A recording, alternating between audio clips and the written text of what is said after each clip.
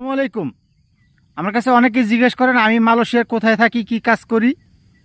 তা আমি মালয়েশিয়াতে কি কাজ করি এটা আপনারা অনেকে ভিডিওর মাধ্যমে দেখছেন। আর আমি যেখানে থাকি এখানকার পরিবেশটা দেখেন। এই যে এখন সকাল 8টা বাজে নাই, 7টা 50 বাজে। 7টা 50 বাজে এই পরিবেশ। এখানে আশেপাশে কোথাও কোনো লোক নাই। আমি যেখানে থাকি ওখানে একাই আমি। এই ভুতুরে পরিবেশে আমাকে একা একা জীবনযাপন করতে হয়। এই জঙ্গলের ভিতরে এই যে মোটর নিয়ে দাঁড়িয়ে রয়েছি, মোটর সাইকেল নিয়ে দাঁড়িয়ে রয়েছি। তো সকালে কাজের উদ্দেশ্যে বেরোইছি। এই যে খাবার টাবার নিয়ে বেরোইছি রুম থেকে, একদম খাবার টাবার নিয়ে রুম থেকে বেরোইছি। এই দেখতে পাচ্ছেন এই যে খাবার, ব্যাগের ভিতরে খাবার আছে।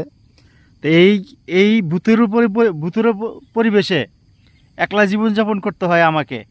আর আমি কি কাজ করি সেটা আপনারা অনেকেই ভিডিওর মাধ্যমে দেখছেন।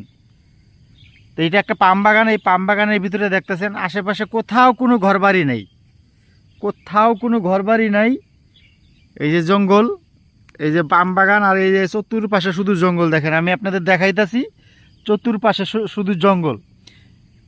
এই জঙ্গলের ভিতরে আমি একলা জীবনযাপন করি। তা আজকে খুব সকালবেলা বেরোইলাম কাজের উদ্দেশ্যে। বেরোয় ভাবলাম আপনাদের সাথে একটু শেয়ার করি যে আমি যে এলাকাটা থাকি এই এলাকাটার পরিবেশ কেমন। তো সেই জন্য এই ভিডিওটা করা। ভিডিওটা ভালো লাগলে সবাই একটু শেয়ার দিবেন, লাইক দিবেন। বাংলাদেশের মানুষ যারা বিদেশে আসতে চায় তারা যাতে এই পরিবেশগুলো দেখে যাতে আগের থেকে প্রস্তুতি নিয়ে আসে যে বিদেশ লাইফটা কেমন হয়। তো এই যে দেখতেছেন আমার এখানকার রাস্তা, আমার রুমের সামনে, মানে এই রাস্তা দিয়ে কিন্তু আমার রুমের সামনে এই যে মাটির রাস্তা, লাল মাটির রাস্তা। এগুলো কিন্তু পাথর না, এগুলো হলো লাল মাটি। লাল মাটির ভিতরে যে গুঁড়ো গুঁড়ো ইয়া থাকে পাথরের মতো, ওগুলা। তো এই মাটির রাস্তা দিয়ে আমি চলাফেরা করি প্রতিদিন।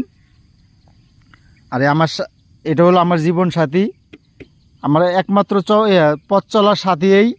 এটা হলো আমার একমাত্র পথ চলার সাথী। এটা ছাড়া আমি এখান থেকে কোথাও যেতে পারি না। এটা না থাকলে আমি এখানে থাকতেও পারতাম না। তো ভিডিওটা ভালো লাগলে সবাই একটু শেয়ার দিবেন, লাইক দিবেন, এবং কে কোথা থেকে দেখতেছেন অবশ্যই কমেন্ট করে জানাবেন। আসসালামু আলাইকুম।